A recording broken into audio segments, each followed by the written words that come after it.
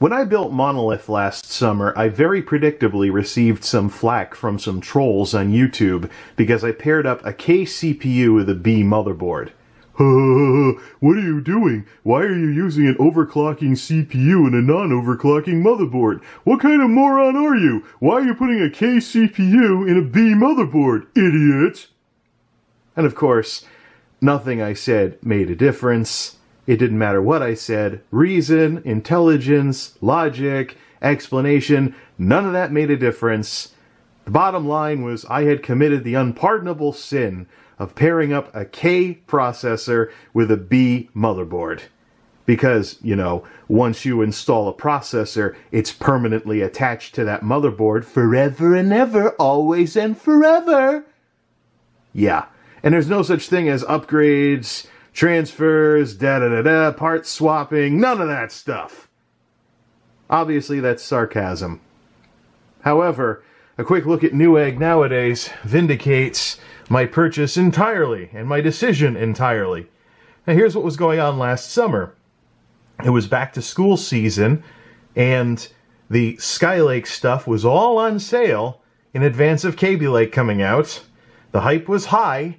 And, of course, the Skylake 6700 was 300 even, and the 6700K, with its 600 extra megahertz, was 320. So I basically paid Intel $20 to overclock my processor for me. Now look what we have to deal with nowadays, post-Kaby Lake launch. Here's what that price bracket looks like now.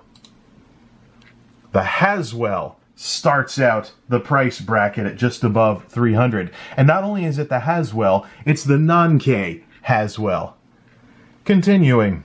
Oh, look, it's the non-K Skylake. This was 300 even back when I bought the, oh, you put a K in a B motherboard. It was 300 even back in those days. Now, post-Kaby Lake launch, 314. And that's a sale price, too. The 7700 is pretty much the same, and this is right in line with, you know, Kaby Lake just adding a few bells and whistles to Skylake, and the whole TikTok thing breaking down. Matter of fact, I'm wondering if Kaby Lake now is the excuse to jack the price of Skylake chips, so that, you get what you pay for. Well, anyways.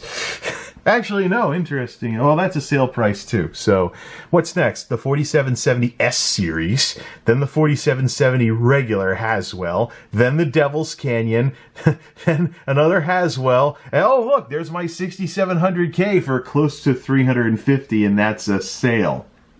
And, of course, the Kaby Lake equivalent, the 7700K, is also in the same boat. Purchase Vindicated.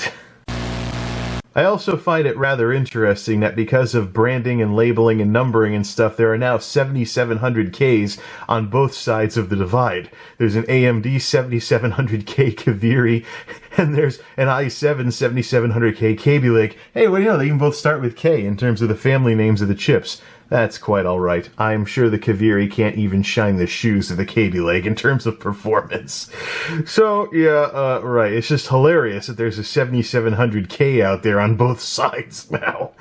Anyways, well, purchase Vindicated, although this does kind of reinforce this whole idea floating around out there that Intel is getting rather complacent and stale with some of the pricing, as well as how Kaby Lake versus Skylake, well, enough people have chimed in on that as it is.